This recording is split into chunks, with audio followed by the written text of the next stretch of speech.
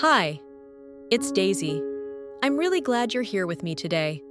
I want to talk about something very real, something a lot of us experience, but don't always know how to explain. There are mornings when you haven't even left the house yet, and your body already feels heavy. Your heart starts beating faster, your chest feels tight, your hands feel cold, and your mind keeps whispering the same questions. What if something goes wrong today? What if I mess this up? What will people think of me? And the strange thing is, nothing bad is actually happening. You're still standing in your room, or in your kitchen, or right by the door. You're safe. And yet, you feel tired, overwhelmed, not as strong as you thought you were. If you've ever felt this way, I want you to hear this clearly. This is not weakness. This is anxiety, and you are not alone. So many people feel this every single day. Students before class, employees before work, business owners worrying about customers, caregivers worrying about money. Anxiety doesn't care how confident you look on the outside. It doesn't care how strong you think you're supposed to be. I know that, because I've been there too. From the outside, everything looked fine. But inside, my body was constantly preparing for something that never actually happened. So let's gently talk about what anxiety really is. Anxiety isn't your enemy, it's your body's safety alarm. When your brain thinks danger might be coming, your nervous system turns on. Your heart races. Your breathing gets shorter. Your muscles tighten. For a short moment, that's helpful. But when that alarm keeps going off, even when there's no real danger, your body gets tired. Your mind gets tired. A thought shows up. What if I fail? Your body reacts. Then your mind notices the reaction and says, "See? Something must be wrong." And slowly, a loop forms. It's like living with a fire alarm that never stops ringing, even though there's no fire. But here's the part I really want you to remember. Anxiety is not a flaw. It's not your personality. It's not because you're broken.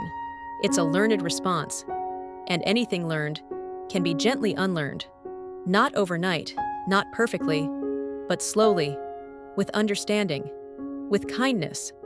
And if you're listening right now thinking, "This sounds exactly like me," you're in the right place.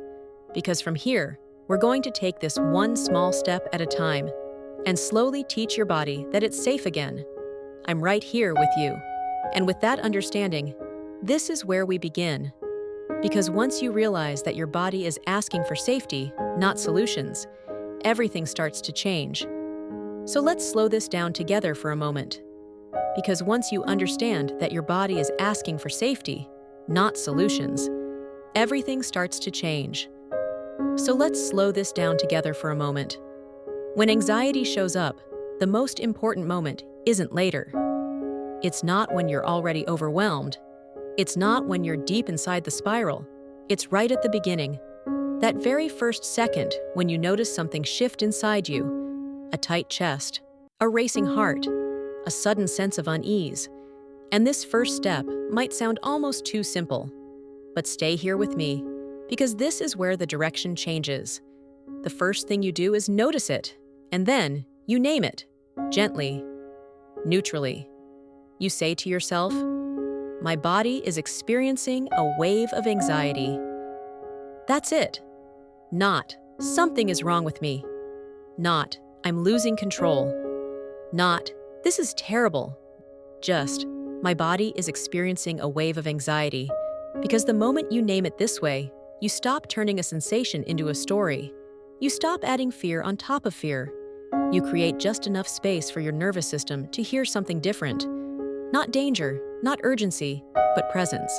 And that simple shift, from reacting to observing, is the very first signal of safety. In the next part, we're going to talk about what happens after you notice and name it, how to stop fighting the wave, and why allowing it to exist doesn't mean giving up. So stay with me. We're taking this one gentle step at a time. Step 1. Notice and name. Gently.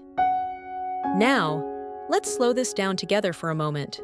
Because when anxiety shows up, the most important moment isn't later. It happens right at the very beginning. And this first step might sound almost too simple. But stay here with me, because this is where everything starts to shift. The first thing you do is notice it, and then you name it, neutrally. You say to yourself, "My body is experiencing a wave of anxiety." That's it. Not, "Something is wrong with me." Not, "I'm about to fall apart." Not, "This is terrible." Just, "My body is experiencing a wave of anxiety." Have you noticed how quickly the mind turns sensations into stories? Your heart beats faster, and the story appears. "Oh no, this is bad." Your chest feels tight, and suddenly it's, "What if I lose control?" Within seconds, you're no longer just feeling anxiety. You're reacting to a script created by fear. I've been there many times. My mind would jump ahead, thinking, "Not again." "What if I can't handle today?" But that wasn't the sensation. It was the meaning I gave it. So this step interrupts that loop. When you name the experience neutrally, you separate sensation from interpretation. You're saying, "This is not a crisis. This is not a catastrophe. This is a body state." Your nervous system responds to interpretation, not words. Calling it a wave reminds your body that it has a beginning, a peak, and an end. You're not saying it doesn't matter. You're saying, "This matters, but it's not dangerous." And that is where safety begins. In the next part, we'll talk about what comes after naming it, how to stop fighting the wave, and why allowing it doesn't mean giving up. Step 2. Allow, let go of the inner fight. After you've noticed what's happening, after you've gently named it, "My body is experiencing a wave of anxiety," there's one more thing that matters just as much. That is, stop fighting it. And I know, this probably sounds backward, because when anxiety shows up, everything inside you wants to push it away, to get rid of it as fast as possible, to make it stop before it gets worse. Have you ever felt that urge? That moment when you think, "No, not now, I can't deal with this." I've been there too. For a long time, whenever anxiety appeared, I treated it like an intruder. Something that didn't belong. Something I had to wrestle out of my body. And every time I did that, it stayed longer. Because here's something most people aren't told. Resistance is not neutral. When you fight anxiety, your body hears one clear message. This sensation is dangerous. So it tightens. It sends more alarms. It holds on even harder. That's why the struggle feels endless. So step 2 is not about liking anxiety. It's not about giving up.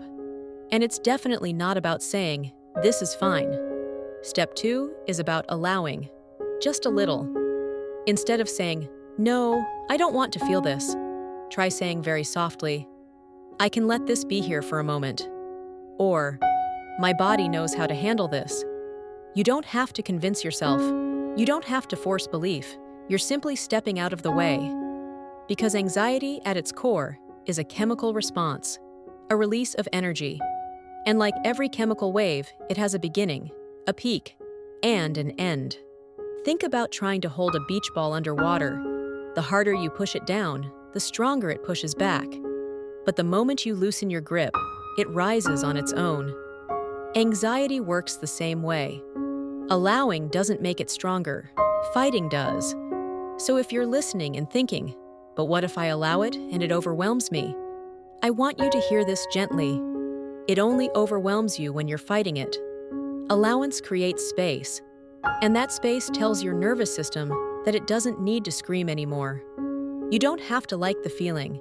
You just have to stop arguing with your body. And that's where real calm begins. Not from control, but from trust. Step 3. Come back into your body. When anxiety shows up, your mind often doesn't stay where you are. It runs ahead. It rushes into the future. It starts creating stories about things that haven't even happened yet. Have you noticed that? Your body is still here, sitting in the chair, standing in this room, but your mind has gone somewhere else, trying to protect you from an imagined threat. So right now, you don't need to think the right thoughts. You don't need to reason your way out of anxiety. You just need to come back into your body. Because your body lives in what's real. And what's real is usually much safer than what your mind is imagining. Right now, I want you to try something very simple with me. Feel your feet on the ground. Really notice that contact, the weight, the support beneath you. Then, notice your back against the chair. Feel how it's being held, that you're not floating or falling, you're supported. And then, bring your attention to your breath. The breath moving in and moving out. If you can, let your exhale be a little longer than your inhale. No forcing, just breathing out a little more slowly than you breathe in. Because there's something your nervous system understands immediately. If you were truly in danger, you wouldn't be able to breathe like this. You wouldn't be able to slow down. You wouldn't be able to stay in this moment. A longer exhale whispers to your brain, "There's nothing chasing me right now." I use this all the time, while standing in line at the grocery store, before difficult conversations, or on nights when my thoughts won't slow down. I don't try to calm my mind. I calm my body. And when the body feels safer, the mind usually follows. So when anxiety pulls you toward the future, gently ask yourself, where is my body right now? What am I feeling physically in this moment? That question brings you back. Back to the present, back to here. And right here, you are safe enough. Step 4, soften the body. Anxiety has a quiet way of making us tense up without us even realizing it. Your jaw tightens. Your shoulders creep up toward your ears. Your body holds itself like it's waiting for something bad to happen. Have you ever noticed that? So in this step, you don't need to do much at all. You just soften. Let your jaw unclench. Let your shoulders drop. Let your hands relax. Nothing dramatic, nothing forced. Just a small release. And if you can, slow your movements down a little, because your body is always listening to how you move. When everything feels fast and tight, your nervous system hears danger. But when your movements soften, when your face relaxes, when your body eases, you send a very clear message. I'm safe right now. I use this all the time.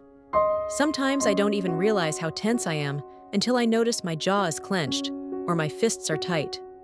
And the moment I soften, even a little, something shifts. Not all at once, but enough. Enough for the body to stop bracing. Enough for the alarm to quiet down. So if anxiety is here right now, try this gently. Soften your body. Because every small release you make is your way of telling yourself, in this moment, I'm okay. Step 5.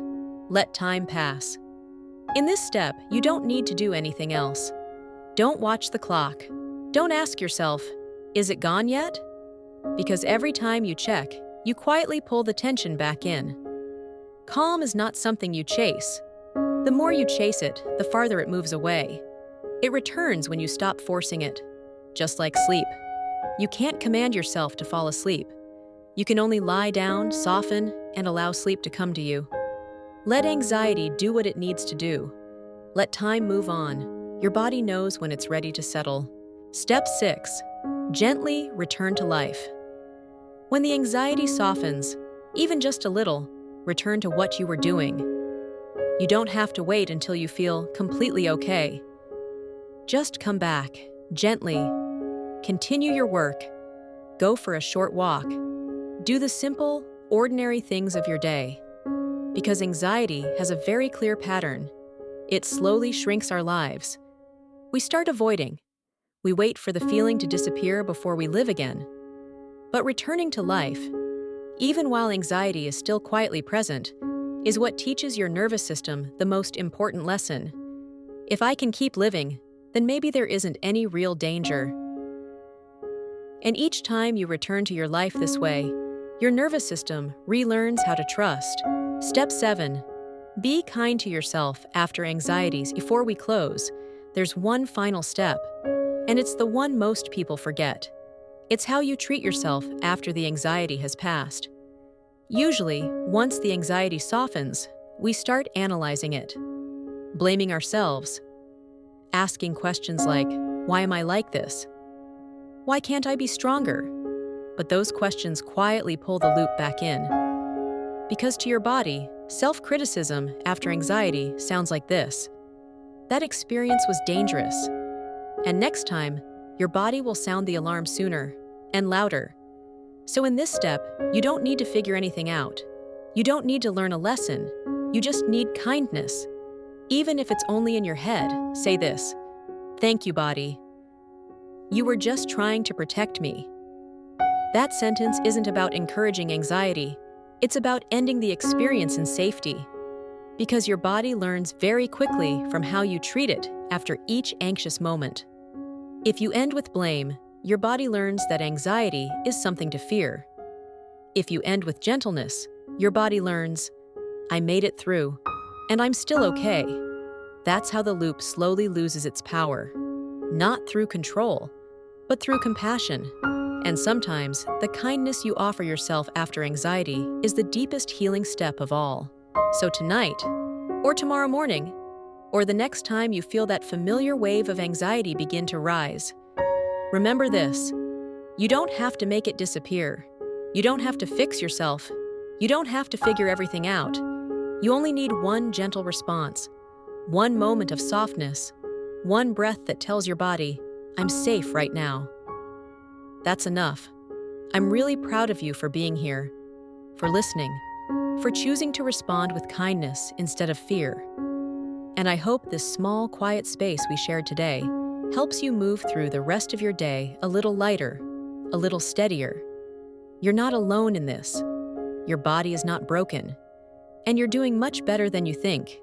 I'll be right here with you.